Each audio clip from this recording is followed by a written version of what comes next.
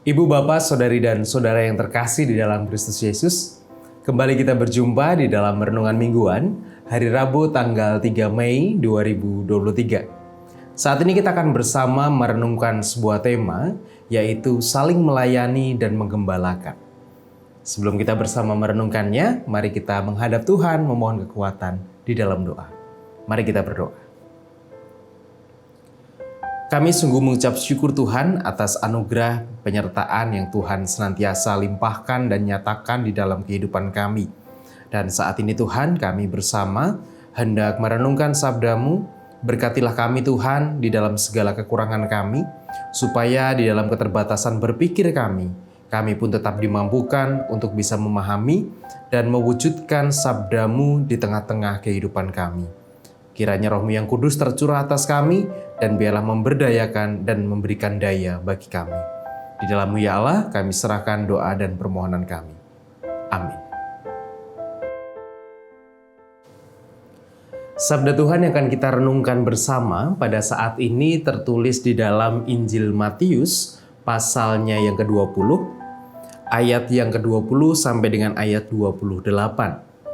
Injil Matius pasal 20, ayat 20 sampai dengan ayat yang ke-28.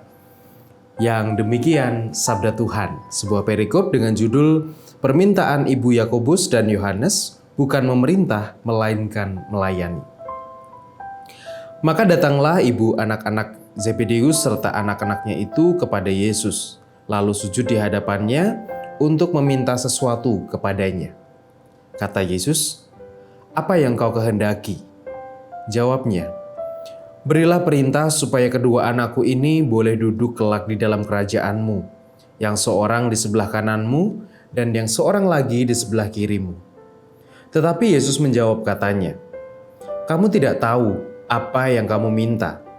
Dapatkah kamu meminum cawan yang harus kuminum?" Kata mereka kepadanya, "Kami dapat." Yesus berkata kepada mereka, "Cawanku memang akan kamu minum, tetapi hal duduk di sebelah kananku atau di sebelah kiriku, aku tidak berhak memberikannya. Itu akan diberikan kepada orang-orang bagi siapa Bapakku telah menyediakannya." Mendengar itu marahlah ke-10 murid yang lain kepada kedua saudara itu.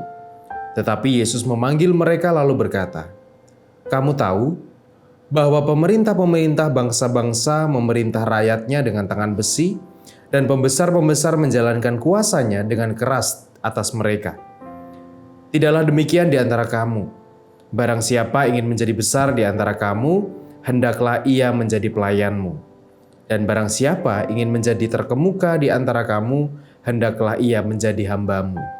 Sama seperti Anak Manusia datang bukan untuk dilayani, melainkan untuk melayani dan untuk memberikan nyawanya menjadi tebusan bagi banyak orang."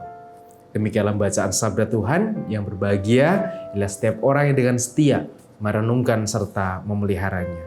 Haleluya. Amin.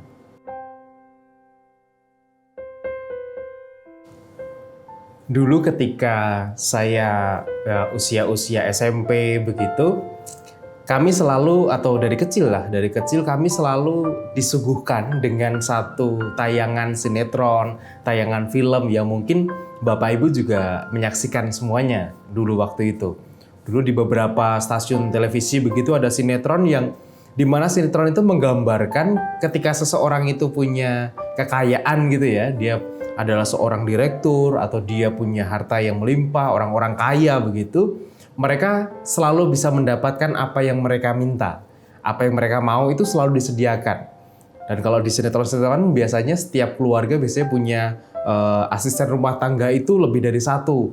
Kadang minta apa langsung disediakan. Mau minum disediakan. Mau makan dimasakkan. Mau beli ini, beli itu dibelikan. Makanan ini ada yang membelikan di sini dan sebagainya. Sehingga menjadi orang kaya itu gambaran saya, gambaran kami, dan saya dan teman-teman waktu itu adalah, wah enak ya jadi orang kaya.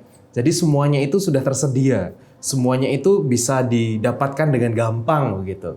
Dan akhirnya kemudian ketika kami berdiskusi, wah kami pengen jadi orang kaya. Supaya nanti ketika kami mau sesuatu, kami minta sesuatu, itu sudah ada orang yang menyediakan. Kami tinggal perintah saja. Kami tinggal perintah, kemudian semuanya sudah disediakan dengan baik. Nah, ketika kemudian semakin ke sini, saya menjadi satu refleksi yang saya dapatkan adalah jangan-jangan dilayani atau keinginan yang semuanya sudah disediakan itu menjadi sesuatu yang melekat pada diri manusia. Jangan-jangan begitu. Karena kan kita pasti paling senang kan gitu. Karena saking senangnya jadi sening gitu. Saking senangnya kita kan paling senang ketika kita itu dilayani gitu. Kita dilayani, ada orang yang kita nggak usah repot-repot melakukan ABC, tapi ada orang yang sudah melakukannya untuk kita. Sehingga jiwa atau hasrat untuk dilayani itu seolah-olah menjadi hasrat yang melekat pada diri kita begitu. Nah, hasrat itu juga yang kemudian disampaikan oleh Yesus, dikritik sekaligus olehnya ketika seorang ibu mengatakan kepada Yesus bahwa nanti kalau Tuhan sudah artinya dalam perjalanannya, tolonglah supaya anak-anakku ini, yaitu Yohanes dan juga Yakobus, supaya mereka bisa duduk di sebelah kananmu dan yang satu di sebelah kirimu. Sesuatu yang keuntungan yang ingin didapatkan oleh seorang ibu ini melalui kedua anaknya, yaitu anak-anaknya itu bisa merasakan tempat yang nyaman begitu di kerajaan Allah nantinya. Ya walaupun mungkin dalam bayangan ini adalah kerajaan itu yang dimaksudkan oleh ibu ini adalah kerajaan dalam artian kerajaan politis begitu, kerajaan dunia begitu. Nah, tetapi melihat hal itu, Yesus tidak kemudian mengatakan, oh ya nanti gampang.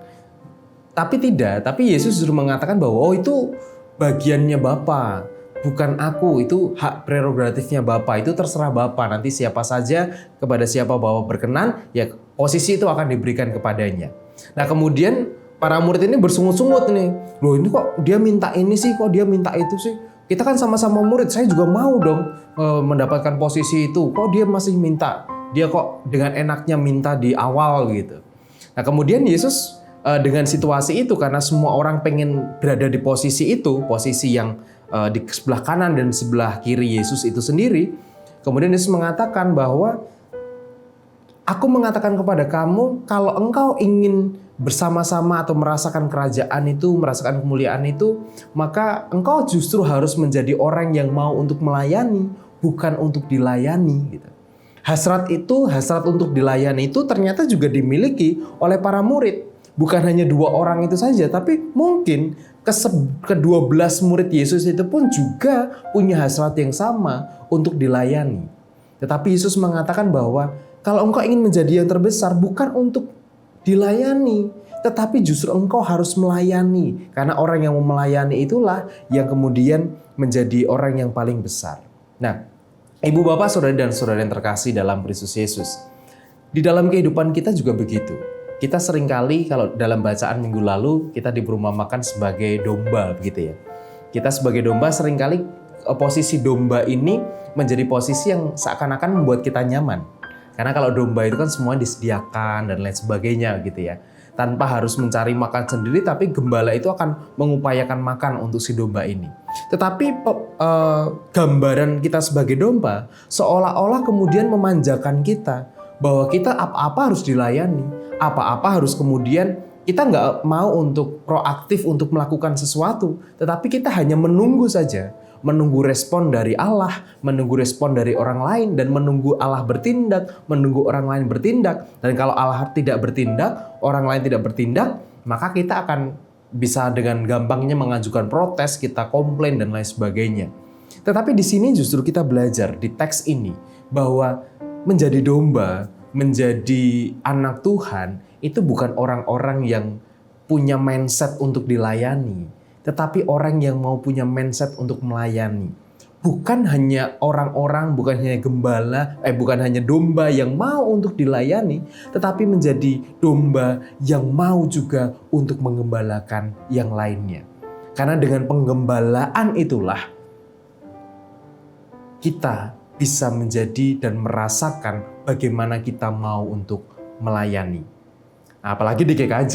GKJ itu spiritnya jelas. Baik itu di pokok-pokok ajaran gereja ataupun di tata gereja, dengan jelas mengatakan bahwa jemaat itu bukan untuk hanya dilayani, tetapi dikatakan di sana bahwa gereja memberdayakan jemaat untuk bisa saling melayani.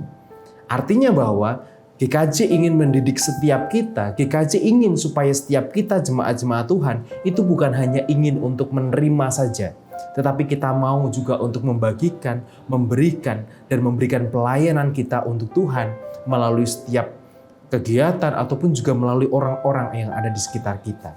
Hingga pada akhirnya kita bisa menjadi murid-murid Tuhan, bisa menjadi domba yang bukan hanya ingin dilayani, tetapi domba yang mau untuk juga melayani yang lain, juga mau menggembalakan yang lain di dalam segala kebutuhannya, mendampingi yang lain di dalam segala persoalan yang orang lain alami di dalam kehidupan kita. Oleh karena itu, mari kita menjadi murid-murid Tuhan, menjadi pengikut-pengikut Kristus yang bukan hanya punya mindset untuk dilayani, tetapi kita mau untuk berkontribusi dan melayani Tuhan melalui sesama kita. Tuhan memberkati. Amin.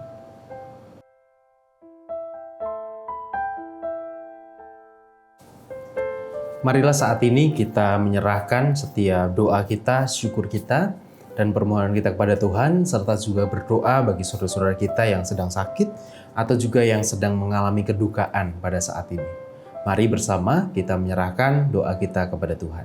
Mari kita berdoa. Ketika kami menjadi anak-anak-Mu Tuhan, kami menjadi pengikut-pengikut-Mu, secara sadar atau tidak seringkali kami berorientasi pada keuntungan yang kami dapat. Kami berorientasi bahwa ketika kami mengikut Engkau, maka kami akan mendapatkan keselamatan, kami akan mendapatkan kemuliaan. Tetapi kami lupa bahwa kami pun juga punya tanggung jawab yang harus kami lakukan, yaitu tanggung jawab untuk saling melayani dan saling menggembalakan. Tolonglah kami Tuhan, untuk kami tidak hanya bermindset untuk dilayani, tetapi kami pun juga mau untuk saling melayani. Ya Bapa, saat ini kami hendak menyerahkan untuk saudara-saudara kami di dalam pergumulannya, di dalam sakitnya Tuhan, dalam proses pemulihan kesehatannya.